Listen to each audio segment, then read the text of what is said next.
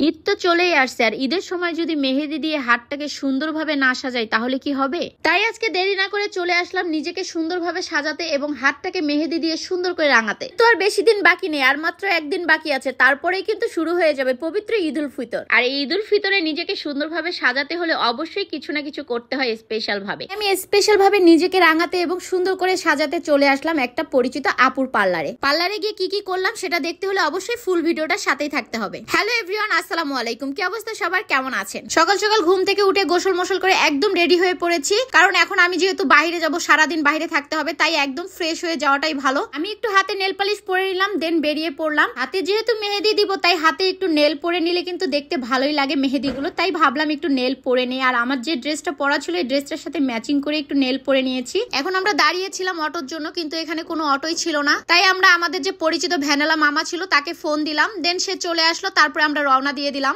আজকে বাইরে প্রচুর পরিমাণে রোদ ছিল, রোজা থেকে আমি দিনের বেলা বাইরে বেরোতে এই জন্যই চাই না, আমার খুব কষ্ট হয়ে যায়। আর এত রোদের মধ্যে বাইরে যাওয়াটা খুবই টাফ রোজার মধ্যে। আমার অতিরিক্ত রোদের তাপ একদমই সহ্য হয় না, শরীরের ভিতরে অনেক জ্বালা পোড়া করে। আর রোজা থেকে সারাদিন অসুস্থ অবস্থাতে যদি এখানে রোদের মধ্যে ঘোরাফেরা করি তাহলে কেমন লাগে বলেন গাইস? চেহারা তো একদমই চেঞ্জ হয়ে গিয়েছিল, আমি বারবার ক্যামেরাতে চেহারা দেখতেছিলাম, আর আপনাদের ভাইয়াও বলতেছে আমি কালা হয়ে গিয়েছি। আমি বলছি তুমি তো কালাই। তারপরে মামাকে দেখালাম, মামার সাথেও দুষ্টামি করলাম। আমরা ভ্যানের মধ্যে মামার সাথে যদি কোথাও যাই তাহলে মামার সাথে অনেক বেশি দুষ্টামি করি রাস্তাঘাটে। তো যাই হোক, আমি এখানে যাইতে যাইতে হঠাৎ করে আমার পায়ের দিকে নজর পড়লো। আমি কালকে এত পরিমাণে হাঁটাচলা করেছি, আমার পা পুরো ফুলে গিয়েছে। পা ফোলা দেখে তো আপনাদের ভাইয়া বলতেছিল যে তোমার পা না, পুরো শরীরই তোমার ফুলে গিয়েছে, তুমি একটু রেস্ট নাও। পুরো মাস রোজা থেকে শরীর অনেক বেশি ক্লান্ত হয়ে গিয়েছে, আর সারাদিন কাজ কামে দৌড়াদৌড়িতে আমার শরীর আরো বেশি টায়ার্ড হয়ে গিয়েছে, যার জন্য হচ্ছে কি আমার শরীরের এই অবস্থা। রোজা চলে গেলে খাওয়া দাওয়া ঠিক মতো করলে হয়তো একটু রেস্ট নিলে শরীর আবার আগের মতো একটু ঠিক হয়েও যেতে পারে। যাই হোক, কথা বলতে বলতে আমি চলে আসছি। আজকে আমি যেই পার্লারে সার্ভিস নিব সেই পার্লারে, আজকে আমি যে পার্লারটা থেকে সার্ভিস নিব সেই পার্লারটার নাম হচ্ছে Neerja makeover and beauty parlour. এটার লোকেশন হচ্ছে পিটিআই মোড়ের সাথে মসজিদ আছে, মসজিদের বিপরীত পাশে Neerja makeover and beauty parlour. প্রথমে তো এসে আমি ভুল সিঁড়িতে উঠে গিয়েছিলাম, বুঝতে পারিনি। পরে দেখি যে না, ওইখানে তো পার্লার এটা নেই। দেন দেখি যে আমি পিছন সাইডে আরেকটা সিঁড়ি আছে, ওই দিক থেকে ঢুকলেই হচ্ছে গিয়ে নির্জা মেকওভার এন্ড বিউটি পার্লারটা একদমই সামনে। এসে আমি আপুকে খুঁজছিলাম যে আপুর কাছে আজকে মেহেদি দেবো এবং ফেসিয়াল করব। আপনাদের ভাইয়া আমাকে নিয়ে এসেছে, আমাকে এখানে রেখে চলে যাবে। তো আপুর হাতে না বুঝিয়ে দিয়ে তো সে যেতে পারবে না, তাই এখানে আপুকে ডাকতেছিল,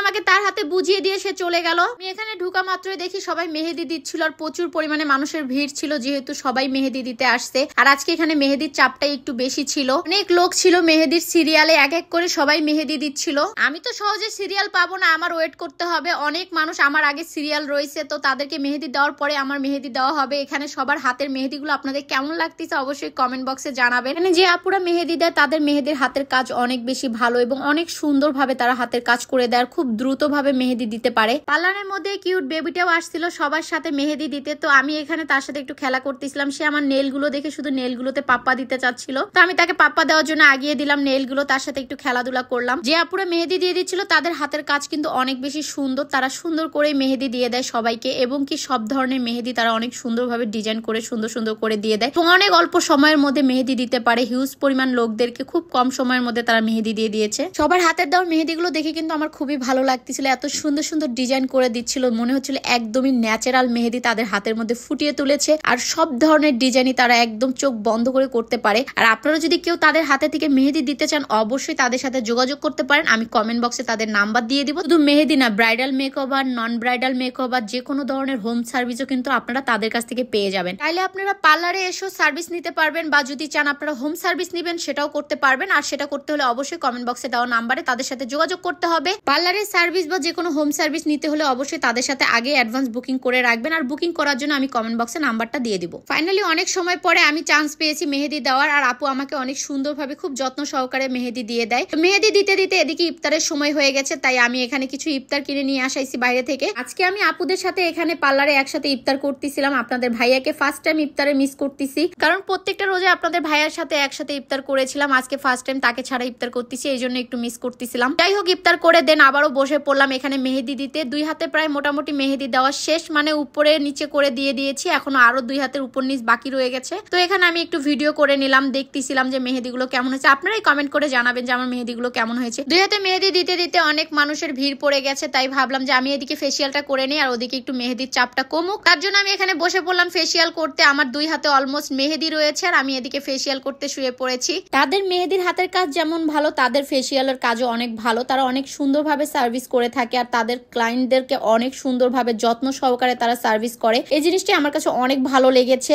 আমার অনেক ভালোবাসার মানুষগুলো ছিল, তারা আমার সাথে অনেক ভিডিও ছবি করেছিল আর এখানে এসে অনেক মানুষের সাথে পরিচয় হয়েছে। আমার খুবই ভালো লেগেছে। ফাইনালি আমার মেহেদি কিন্তু ডান হয়ে গিয়েছে। আপনারা কমেন্ট করে অবশ্যই জানাবেন আমার মেহেদিটা আজকে কেমন হয়েছে দেওয়াটা। পুরো মাসটা রোজা রেখে ঈদের আগে মুহূর্তে মেহেদি দেওয়ার যে কি একটা আনন্দ, এই আনন্দটা আমি ফিল করতে পারছিলাম। আমার খুবই ভালো লাগতেছিল মেহেদি দেওয়ার পরে এবং ফেসিয়াল করার পরে। এটাই ছিল আমার ফাইনাল লুক। আপনাদের কাছে আমার এই ফাইনাল লুকটা কেমন লাগতেছে অবশ্যই জানাবেন। আপনারাও যদি কেউ নিজেকে সুন্দরভাবে সাজাতে চান এবং মেহেদি দিয়ে হাতকে এত সুন্দর করে রাঙাতে চান, অবশ্যই তাদের সাথে যোগাযোগ করতে পারেন। আমি কমেন্ট বক্সে তাদের নাম্বারটা দিয়ে দিব। এই তো আপুর কাছ থেকে বিদায় নিয়ে এখন চলে যাচ্ছিলাম। ফাইনালি আমার সব কাজ কমপ্লিট হয়ে গেছে। সেই দুপুরে আসছি আর এখন সন্ধ্যা হয়ে গেছে। মেহেদি আমি দেয়া শাস্তি আপনাদের ভাইয়া ভোগ করে সারাদিন। সে অনেক বেশি ওয়েট করেছে আমার জন্য। সো গাইস, আজকের মতো ভিডিওটা এখানে শেষ করছি। সবাইকে জানাচ্ছি ঈদের অনেক অনেক শুভেচ্ছা। ঈদ মোবারক, ঈদ মোবারক, ঈদ মোবারক। আল্লাহ হাফেজ।